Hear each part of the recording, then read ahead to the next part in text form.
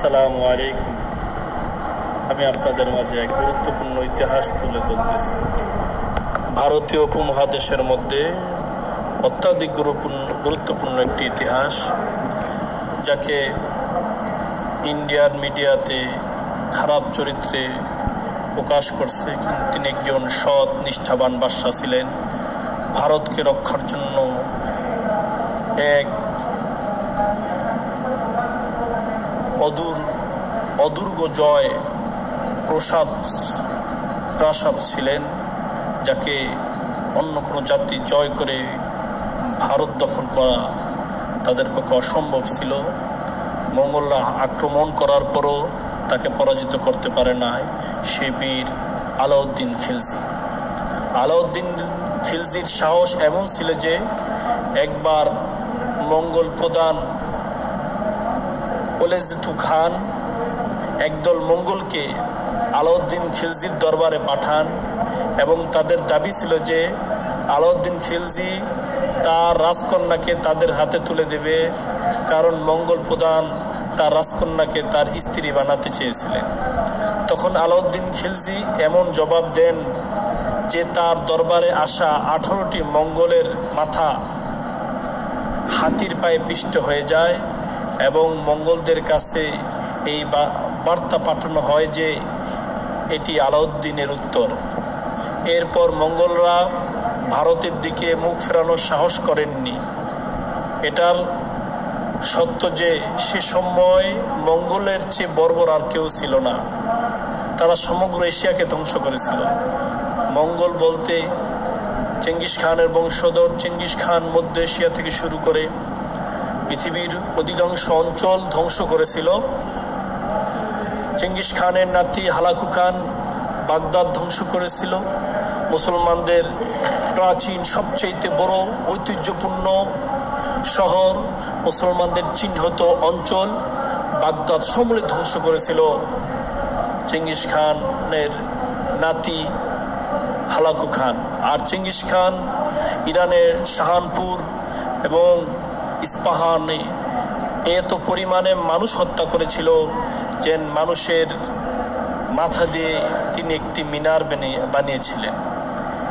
এভাবে সারা পৃথিবী, চীন, রাশিয়া, আজারবাইজান, ইলকুনিস্তান, কোকেশাস সমস্ত অঞ্চল দখল করতে করতে আরব হয়ে ইউরোপে তাদের যাত্রা ছিল। চেঙ্গিস খানের পর তার বংশধরদের মধ্যে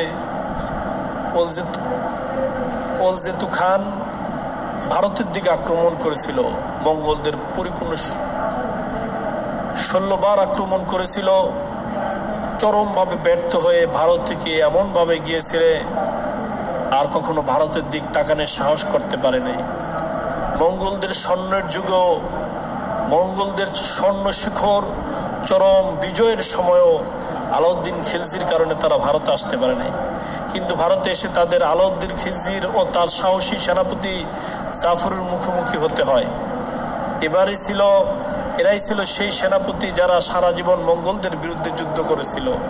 তারা মঙ্গলদের তাড়িয়ে না দিলে এখানকার ইতিহাস ভূগোল অন্যরকম হতো।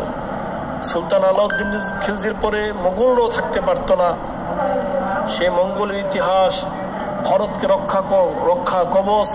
রক্ষাকর্তা আলাউদ্দিন খিলজিকে ইন্ডিয়ার মিডিয়ার মধ্যে একজন ভয়ঙ্কর দুশ্চরিত্রা লম্পট রাজা হিসেবে প্রদান করা হয়। তাই আমি আমার সামান্য এই ভাষার মাধ্যমে ইতিহাসের সামান্য জ্ঞান থেকে কিছুটা জ্ঞান, ইতিহাসের আমার যে সামান্য জ্ঞান ছিল, এই জ্ঞান প্রচারের মাধ্যমে আমি আলাউদ্দিন খিলজির ব্যাপারে পরিষ্কার আপনাদেরকে ধারণা দেওয়ার চেষ্টা করতেছি।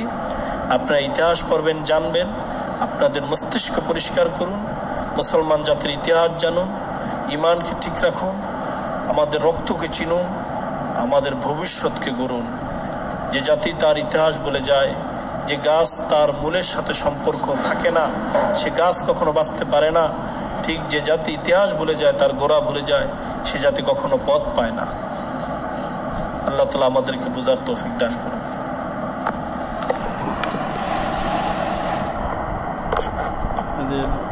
এই জিনিসটা বা এই ভিডিওগুলো যদি ভালো লাগে আমাকে জানাবেন। পরবর্তীতে ইতিহাসের বিষয় অন্যান্য বিষয় নিয়ে আমি আপনাদের সামনে উপস্থাপন করার জন্য চেষ্টা করব। আপনাদের কমেন্টস আমাকে ইন্সপিরেশন দেবে, আর এটা খুবই প্রয়োজন, এবং কোনো কারেকশন করা প্রয়োজন হলে আপনারা করবেন, যেন আমি এই বিষয়ে আরও ভালোভাবে চিন্তা করতে পারি।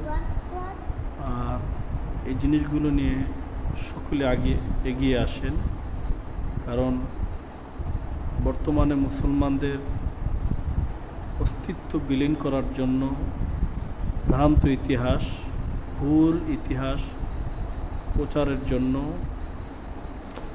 আমাদের প্রতিবেশী রাষ্ট্র এবং আমাদের রাষ্ট্রের থেকে কিছু নামে মাত্র শিক্ষিত তারা ভুল ইতিহাস ব্যাখ্যা করে আমাদের জাতিকে অপমান করতে চায়। আমি সামনে মুসলমানদের বংশীয় পরিচয়, মুসলমানরা কুলীন বংশ, কোনো নিম্নমানের অন্য কোনো বংশের থেকে তারা উৎপন্ন হয় নাই, এবং সম্ভ্রান্ত বংশগুলি মুসলমান